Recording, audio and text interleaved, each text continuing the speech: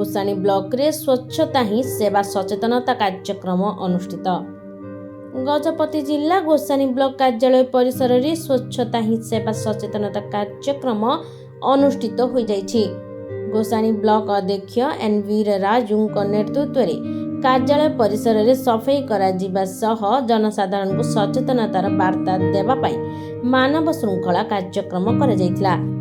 एहा परे ब्लॉक सम्मिलनी कक्ष रे गोष्ठी उन्नयन अधिकारी अजय कुमार प्रधान का अध्यक्षता रे एक बैठक अनुष्ठित होइथिला।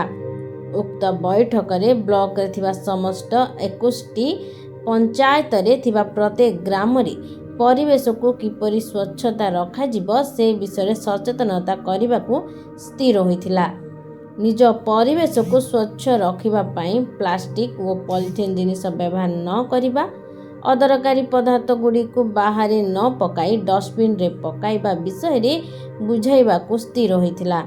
यह व्यतीत प्रत्येक ग्राम रे सफाई सचेतनता शोभा यात्रा करने को बैठक रे निष्पत्ति निया जाइथिला।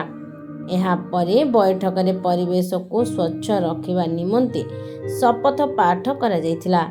एही बैठक रे डीएससी सुनील बाबू, गोष्ठी शिक्षा अधिकारी टी किशोर कुमार, ब्लॉक कृषि अधिकारी शिशिर बिशोई, सीडीपीओ सारला पात्र, सहकारी जंत्री सस्मिता जेना, बीपीएम सीएच तिरुपति, गुरांडी गोष्ठी स्वास्थ्य केंद्र जन संप्रसारण अधिकारी ममता पाढ़ी समेत बहु ब्लॉक स्तरीय अधिकारी उपस्थित थिले।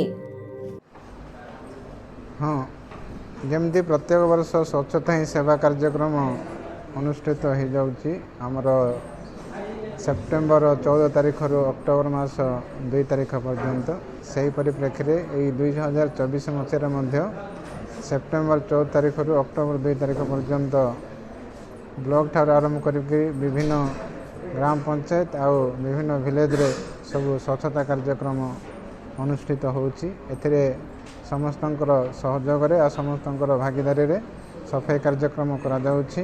ता छड़ा आमर जमती जो अलिया आवर्जना बाहरची तार जमती केमती सेग्रीगेशन मध्य करा जिवो से नै करी आज बैठक होइथिला। ता छड़ा स्वच्छता आमर स्वच्छता शपथ पाठ मध्य होइथिला। ता छड़ा ह्यूमन चेन मध्य आयोजन करा जाइथिला। आ समस्तंकर सहयोग रे समस्तंकर अंशीदार रे ब्लॉक रो सफाई कार्यक्रम मध्य हो जाइछि। आ ए कार्यक्रम अक्टोबर 2 तारीख पर्यंत चालू रहिबो।